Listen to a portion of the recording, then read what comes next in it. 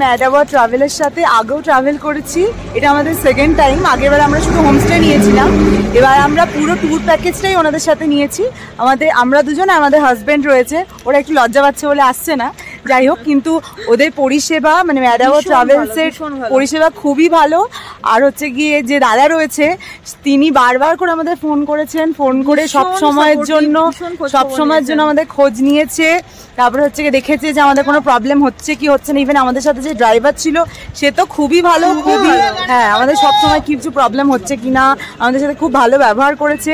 আর প্রত্যেকটা জায়গার হোমস্টের ফেসিলিটি খুব ভালো, খাবার দাবার হ্যাঁ হোমস্টেগুলোও খুব ভালো ছিল, ইভেন খাওয়া দাওয়া সবটাই খুব ভালো ছিল।